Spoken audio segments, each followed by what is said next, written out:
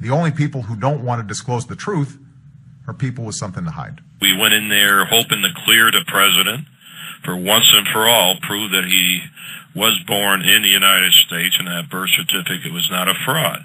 But it didn't work out that way. Big government Republicans and Democrats were busy shredding the last vestiges of the Constitution. They're talking about inserting the Army into domestic law enforcement. Senator Lindsey Graham, who supports this bill, says, quote, "The homeland is part of the battlefield, and people can be held without trial, whether an American citizen or not." Pretty big exercise, probably, 60 Boy Scouts down there with their Scoutmasters. Notice they have them lying face down in the anthrax powder. It's a very real-life situation. Everyone lie down in the anthrax powder. We're going to move you. Hostages, you are expendable. Please put your face directly in the powder. All right. Polish BOA is participating in this exercise, which they didn't mention at all before that. It was just they're here to observe, Hey, it's BOA. Bureau of Operational Anti-Terrorism is what I think it stands for. So I don't know, this was a hard one to swallow. I, Barack Hussein Obama, do solemnly swear to preserve, protect, and defend the Constitution of the United States. The original Constitution, I think it is an imperfect document, and I think it is a document that reflects some deep flaws in American culture.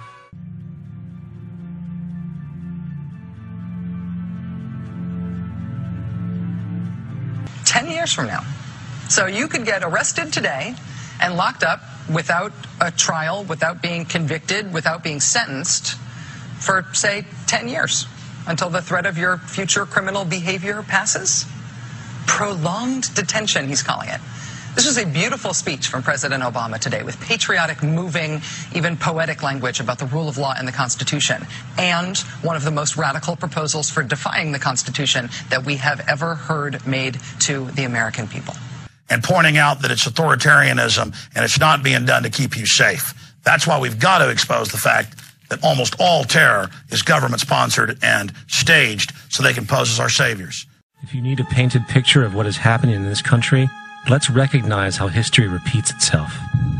In February 1933, Hitler staged a false flag attack, burning down his own German parliament building, the Reichstag, and blamed it on communist terrorists. In the next few weeks, he passed the Enabling Act, which completely eradicated the German Constitution, destroying people's liberties. He then led a series of preemptive wars, all justified to the German people as necessary to maintaining homeland security.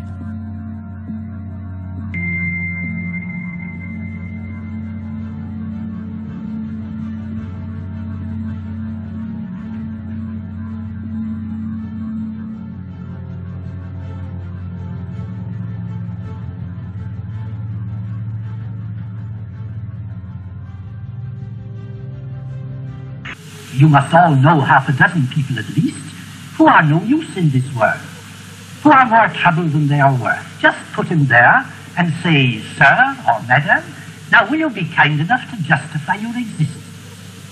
If you can't justify your existence, if you're not pulling your weight in the social boat, if you're not producing as much as you consume, or perhaps a little more, then clearly we cannot use the big organization of our society for the purpose of keeping you alive, because your life does not benefit us, and it can't be of very much use to yourself. Bereshaw believed in mass killing by category, not usually by racial category, but by category, the idle, the unfit. Killing off the parasites within society was what Marxian socialism was about. It demanded in a London newspaper that the scientists should devise a humane gas. I appeal to the chemists to discover a humane gas that will kill instantly and painlessly. Deadly by all means, but humane, not cruel. The Soviet press depicted the whole thing as a fight against Polish fascism. The peace-loving Nazi Germany and the Soviet Union were fighting aggressive Polish fascism. It's all there. all the government documents, all the government admissions, a civilian inmate labor camp program run by the Army, where they're at, all the details down to how they're going to break the families up and where the children go and the forced inoculations and everything. I mean, it just boggles the mind that all of this is happening. The fact that detention camps are being constructed inside our country and are now being staffed and readied for emergency situations, what can no longer be ignored or ridiculed as a conspiracy theory. Senate committee hearings and official Homeland Security documents further illustrate the mindset of our federal government as they classify homeschoolers, gun rights activists, constitutionalists, and returning veterans as potential terrorists. We are a country that is headed towards socialism, totalitarianism, beyond your wildest imagination. I have to tell you, I'm doing a story tonight that I wanted to debunk these Fema camps. I'm tired of hearing. You know about them? Sure. I'm tired of hearing them. I wanted to debunk them. Well, we've now for several days done research on them. I can't debunk them. Something doesn't sit right with me. You know, we were talking off the air. We have a standing battalion in this country in Maryland. It's not the National Guard. My show is going to send out letters to all of the governors. I want all the governors on record saying they will not allow the United States Army or any branch of the military unless they call them up. You know, what's this battalion supposed to do? It's for emergencies. It's for civil unrest. So it's like the National Guard? But it's not the National Guard. It's a super guard. It's a super guard. When did it start? August. It was. They say it was for September 11th, but it was actually put into place this last August. So you're saying that we had trouble recruiting for a while for the military, but you're saying we didn't have any trouble forming this force, and who pays for it? The United States government. You do. Your tax dollars are going to pay for it. I know it's against the Constitution. All right. He said, "We've now gotten to know two social political extremes. One is that of the capitalist states, which use lies, fraud, and swindling to deny their peoples the most basic vital rights, and which are concerned entirely with their own business interests, for which they are ready to sacrifice millions of people." I grew up under the Nazis. I was a member of the Hitler Youth, and I am a World War II veteran. The American Congress, House and Senators, and White House, they are closer to the Nazis than they are to our founding fathers. And it is very disturbing that, in my view, we are very close to the same end. And I cannot understand how the American people can tolerate a thing like this. When American politicians insist on what they call American exceptionalism, this is like an affirmation of ignorance, almost as if the normal laws of society, of social dynamics, of history do not apply to the United States. Congress is essentially authorizing the indefinite imprisonment of American citizens without charge or trial. I'm an oath keeper. I'm the 1st Light Armored Reconnaissance Battalion out of Camp Pendleton, California. I absolutely could not, I can't imagine that we're living in the times where I have to worry about having to confiscate the weapons from the American people. Is that freedom? It's absolutely not freedom. I'm almost speechless whenever I try to talk about this because I can't imagine that we're living in this kind of time. It really bothers me. Absolutely. I saw a tremendous pattern of the growth of the infrastructure of a totalitarian state in the last 8 years post 9/11. I mean, it's been going on for decades. We've seen for decades encroachments on our liberties, and then a crisis would come along, and then all of a sudden they had a chance to get their policies passed. They've been wanting to pass for a long time. Am Schicksal des Kommunismus und der sich mit ihm verbrüdernden anderen Organisationen ändert dies nichts. Our enemy is a radical network of terrorists and every government that supports them. To start the war in Iraq, Congress was lied to. To start the war in Afghanistan, Congress was misled. To start the war in Libya, Congress was ignored. To start the war in Iran, language has been hidden in the NDAA. The NDAA prepares for war against Iran. It has a declaration of policy, which includes military action. It has a plan to pre-position aircraft, munitions, fuel for air and sea-based mission. It has a plan for maintaining sufficient naval assets in the region to launch a sustained sea and air campaign against a range of Iranian nuclear and military targets. This bill prepares for war. Someone will say, well, it doesn't authorize war. This bill prepares for war. Even if it's amended, it prepares for war, and we need to vote this bill down because it prepares for war with Iran, which would be devastating to this country's interests.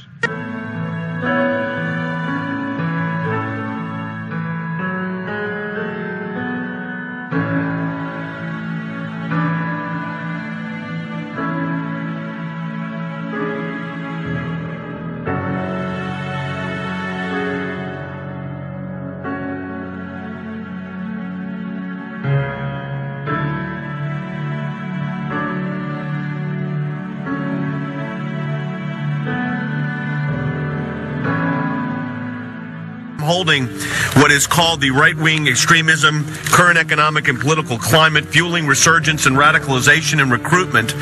And in it, we talked about the fact that they define pro-lifers as domestic terrorists. They put this in a Department of Homeland Security document, this official assessment, now saying pro-lifers, people that believe in end-time prophecies, people that are opposed to the administration's position on immigration, those of us that are standing up for the sanctity of life and for the sanctity of marriage, all of those are now potential, and this is what they're saying, domestic terrorists. It's a terrorist next door that could be our bigger threat. They call people who believe in the sanctity of life, who believe in owning firearms, who believe in serving their country in the military and coming back, who are very concerned about the policies that this nation is embarking on, spending too much money, taxing too much. It's all listed right here.